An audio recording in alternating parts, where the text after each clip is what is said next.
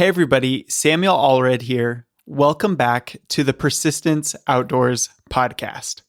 It's Christmas Eve when this episode drops, so I hope you're having a wonderful holiday and maybe getting some time to spend with family and friends. I know the holidays are busy and there's a lot going on right now, but if you love hunting, this is an episode you won't want to miss. The Christmas tradition involves giving, so I want to give you a gift this episode. And that gift is more hunting opportunity. Hunting year-round. Okay, in reality, you probably already have access to year-round hunting, whether you know it or not, so it's not really a gift. But maybe the idea or information is. So let me set this up. If you've hunted at all, you're likely familiar with hunting seasons, time frames in which you can legally hunt certain game animals. Seasons vary by species, state, and locality. Some hunts even have seasons that can close once a certain quota number of animals are killed in a certain unit. In the US, white-tailed deer are the most popular animals to hunt, followed by turkeys. Depending on the state and locality, white-tailed deer seasons usually fall in September, October, November, and/or December. The most popular month of the year to hunt white-tailed deer is November, which generally coincides with the whitetail rut. Spring turkey seasons usually happen in April and May. Now, even if you hunt both whitetail and turkeys, you're unlikely to hunt for an entire 6 months, right? Either the seasons won't be open for the entirety of those months, or preferably, you'll tag out. So what am I getting at here? As we come to the end of December, it may seem like your hunting opportunities have run out. Many seasons have ended, and it's time to buckle down for winter. Hunting will have to wait until next spring, or maybe even till next fall. But guess what? Almost every state has year-round hunting opportunities. You just have to find them. That's what we're going to talk about today. Before we get into it, if you enjoy this podcast, if you've learned something, please give the podcast a 5-star rating on whatever platform you listen on. That will help the podcast grow. It will make me feel good. And more importantly, it will help more people get outdoors and into hunting. While you're at it, make sure to follow the podcast so you get notified when a new episode drops. Just a hint though, they always drop on Tuesdays, so it's easy to remember. All right, so how do you go from hunting a few months of the year to hunting year-round? Or at least having the opportunity to hunt year-round when you want to? Well, you'll have to hunt some different species, and maybe species you're not as familiar with. There's kind of 2 ways this could play out. One, you hunt a lot of different species in their respective seasons. So, for example, here in Idaho, you could hunt early archery elk in September, rifle deer in October through November, small game through the end of March, turkeys in April, bears in May through June, and wolves or coyotes in July and August. Or, on the other hand, you could find animals that have year-round seasons and spend a lot of time getting good at hunting those. And likely you'll be somewhere in the middle, right? It takes a lot of time and know-how to hunt a variety of species, and it can also take specialized gear. Say you're hunting waterfowl one day and hunting elk another. That's 2 completely different sets of gear. So you'll probably land in the middle. And the point is, if you're willing to branch out a bit, you can probably find hunting opportunities year-round. And that's super exciting. So let's talk about some animals that might fill in the gaps between the more popular hunting seasons like deer or turkey hunting season. The first animals that we have to talk about are coyotes. Coyotes can be hunted year-round in almost every state. They are highly adaptable predators. They're highly populous, and most states have coyotes. Hawaii doesn't, I learned. So they can't be hunted because they don't exist there. But most states allow you to hunt coyotes with very little regulation and allow you to hunt them year round because there's just so many of them, and hunting doesn't really affect their population that much.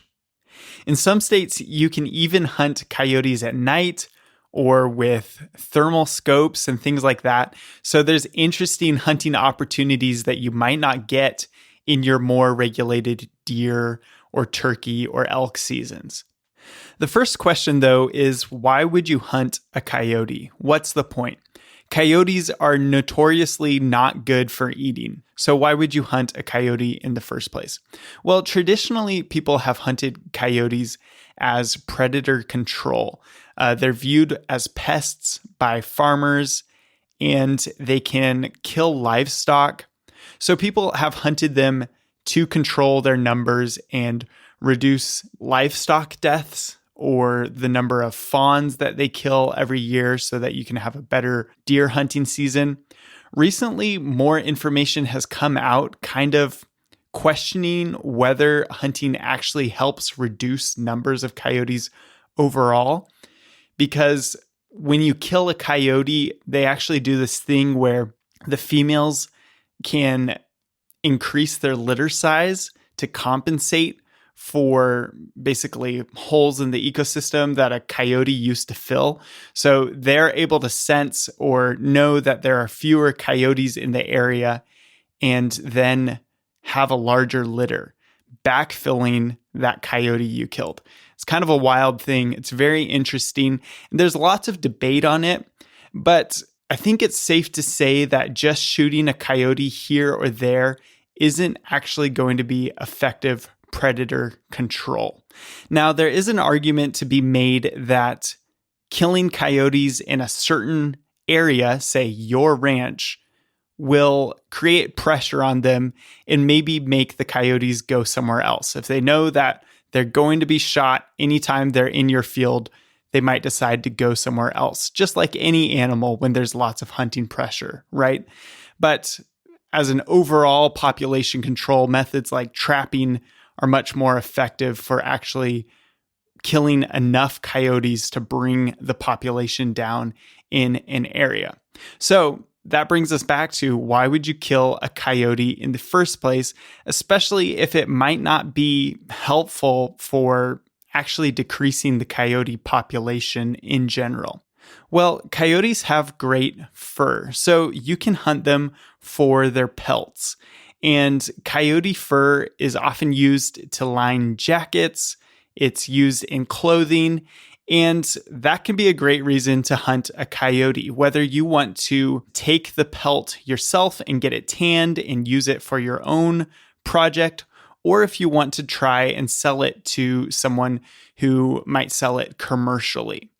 You're not going to make much money selling coyote pelts these days, but you could make a few bucks depending on the condition of the pelt and the way you harvested the animal.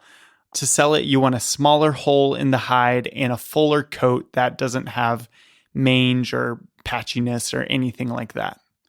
I actually find it fascinating that we don't use coyotes more, right? We have so many of them that you can literally hunt them year-round in most states. There's no concern about their population. We know that if we hunt them, more will come back. So it's really fascinating to me that we don't use this resource, this natural, renewable resource more. Why doesn't every parka have a coyote-lined hood, right? Why don't we make coyote blankets and hats and find ways to use coyote leather? Coyotes are all over the place. So it seems like instead of just leaving them there and not using the resource, we should find ways to incorporate coyote products into our normal life. That's what I think. That's what I'm going to be pushing for in the future. And it's just some food for thought. Coyote hunting can also just be lots of fun. Oftentimes when you're coyote hunting, you're calling them in And anytime you get to call an animal, it's just very interesting getting to interact with animals in that way. And it can be fun seeing them respond to your call and come in. All right, the next animals we have to talk about are feral hogs. Feral hogs can also be hunted year-round in many states. In fact, they're invasive. So in many states, people just want to get rid of them because they come through farmers' fields and they root up these fields and cause crop damage. And they also compete with native species and damage native plants. And so they can be a real burden on the landscape, and a lot of people just want them gone. It's kind of a blank check for hunters, though, because since they are invasive, there's usually less regulations on them. There are wide open seasons. Sometimes you can hunt them at night, just like coyotes. And the nice thing about hogs is that you can actually eat hogs if you want to. Probably the younger ones are going to taste a little bit better than the big old bruisers, but you can eat them so you can get some meat from them, and that can be a huge benefit and motivator for hunters. The whole wild hog phenomenon actually kind of creates a paradox or a conflict of interest sometimes, because there's the group of people who want hogs out. They're invasive. They are damaging crops and plants, right? So there's the group of people who don't want hogs at all. They think they should be eradicated. And then there's people who are hunting them and think, hey, this is pretty great. I've got something I can hunt year round. There's lots of them. I get meat from them. And then there's even people in the industry who are making some money by letting people hunt hogs or guiding or whatever. So it does create an interesting conflict there, and it hasn't quite worked itself out. But for hunters, for people who are looking for something to hunt in the quote unquote off season, hogs are a great option. While hogs and coyotes are definitely the most notorious animals that can be widely hunted year round, there's also another sneaky animal on the list, and that's raccoons. Now, raccoons can't be hunted year-round in as many states as hogs or coyotes, but in some states you can, and many states have generous raccoon seasons. You can hunt raccoons for their fur and for their meat. Just like coyotes, you might make a little bit of money if you get a good raccoon pelt, or you can use it yourself to make clothing or do other crafts with it, or just tan it and admire it in your home. It's less commonly known that raccoons can be good to eat. A lot of people have grown up with raccoons in the city, and they associate them with trash cans and dumpsters and ditches and things like that. And so it may be hard to think of that as something good to eat. But especially if you're hunting raccoons that are maybe in a little bit more of a rural area or in a forest, that meat could be a lot cleaner. And some people liken raccoon to dark chicken meat or even beef.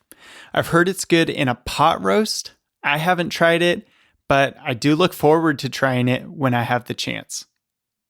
If you just can't get on board with eating a raccoon, maybe you should turn your attention to squirrels, hares, and rabbits. In many states, there are generous squirrel, hare, and rabbit seasons, and in some states, you can hunt them all year round. In some states, particularly for squirrels, you have invasive squirrels like the eastern gray squirrel. And so they'll be coming in and competing with native squirrels, and often, since it's an invasive species, there are fewer regulations or no regulations on hunting those squirrels. So you have an opportunity there. In other places, there's just so many hares and rabbits that you can hunt them year round because it's just not going to affect the population. You can hunt squirrels, hares, and rabbits for their meat. They make great eating, and also for their fur, more commonly with hares and rabbits, of course. If you haven't had squirrel meat or hare meat or rabbit meat, all of them are good. I mean, I recommend all three. I've eaten 3 different types of squirrels. I've had fox squirrel, gray squirrel, and red squirrel. Fox squirrel and gray squirrel are pretty similar. I thought they both tasted good. Really, they were kind of like the leg meat on chicken, maybe not as fatty, but just without any of those bad tastes that you sometimes get in chicken. You know how when you put chicken in the microwave and it comes out and it has that weird aftertaste? And sometimes you get that even in chicken that you haven't microwaved. There's just none of that in squirrel.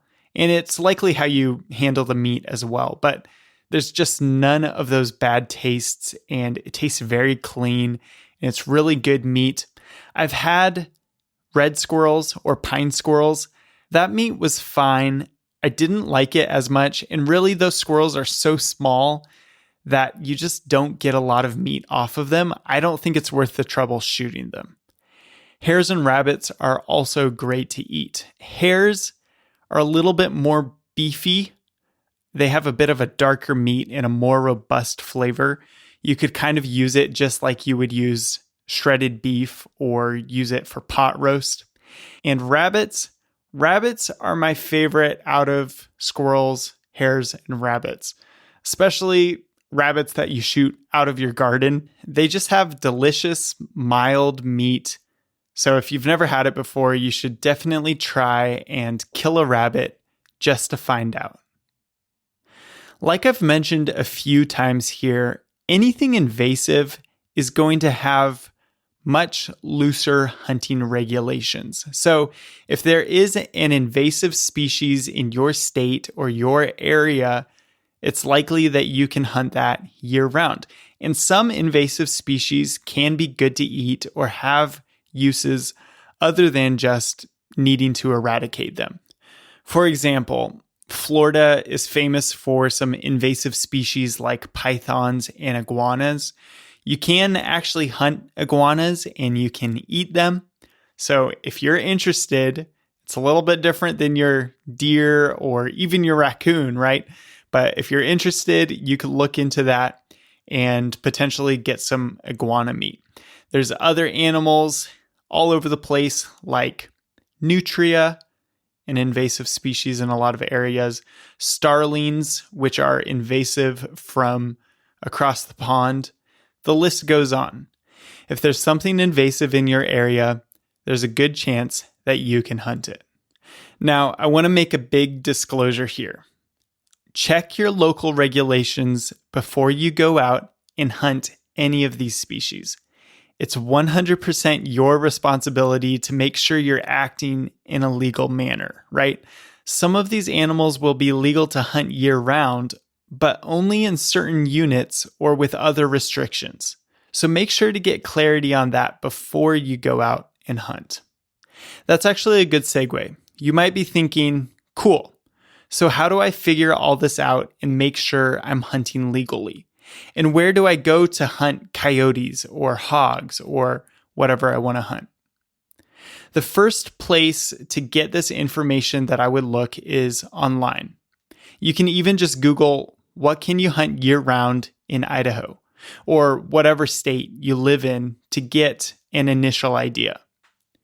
For official rules and regulations, though, go to your state department's Fish and Game website. Other names for it will be Department of Conservation or Fish and Game Commission. There may be other names, but these websites will usually be branded by the state and often, but not always, have a URL that ends with .gov. You're likely in the right place if they have links to download PDFs of the hunting and fishing regulations, and if you can buy a hunting license online through that website. It's not a guarantee, but that's a good indication that you're probably in the right place. On these websites, go peruse the different hunting seasons for different species. You'll start to get familiar with the layout. Many animals that can be hunted year-round will be small game or fur bearers, although some animals like coyotes that can be hunted year-round will be listed as non-game or predatory animals. The predatory animal designation or non-game designation often infers that they don't adhere to the same regulations that quote unquote game animals like deer do. While you can usually access PDF copies of a state's official rules and regulations online, you can also get a copy at your local sporting goods store, a hard copy. Those pamphlets are the official rules. They can be dense, but usually the information you need is all there. And I think it's worth having a hard copy on hand when you go hunt, because you might not have cell service and it's something you can reference right away at any time. If you still have questions or you would just rather speak with a person, give your local game agency a call. You can also email them if you want, but you can give them a call and you can find their number on the internet. A warden or a representative will likely be happy to talk to you and point you in the right direction. Calling your game agency is a great way to find a place or area to hunt as well. They can often tell you where to look for certain animals and kind of give you an idea of the species population densities. They might not give you a honey hole, right? But they can point you in the right direction and get you started. After that, it's really just a matter of getting out and scouting, looking for sign, and giving it a shot. You also might have success getting private landowner permission to hunt some of these species that are invasive or cause damage because landowners want the animals gone. So they might be more open to you hunting coyotes than they would be to you hunting deer on their property. Well, I hope this episode has been helpful for you guys. It's actually surprising how much hunting opportunity is out there if you go looking for it. Originally, I was going to do an episode on which animals you could hunt year-round in all 50 states.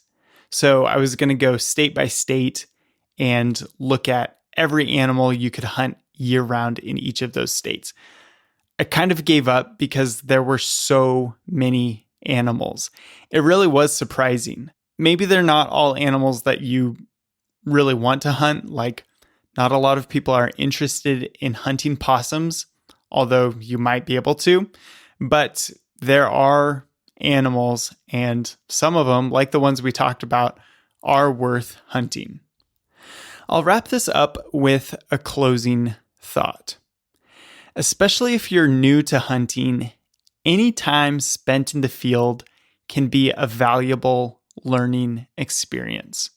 While hunting coyotes or raccoons or hogs may not have quite the same draw as hunting deer, it can still be a lot of fun and help you become a better hunter.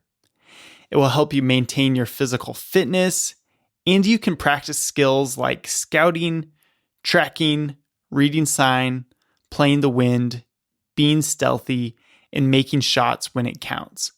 All of which will transfer directly to your hunts in the future. Plus, it's a low-pressure opportunity to get out of the house and enjoy the outdoors. Especially during the short days of winter, sometimes just getting out of the house is half the battle. I know when I'm cooped up during the winter, even just going for a hike in the snow can be very positive. So I encourage you to get outside this winter, try hunting a species you're not as familiar with, and see how it goes. That's all for today. I'll catch you next week.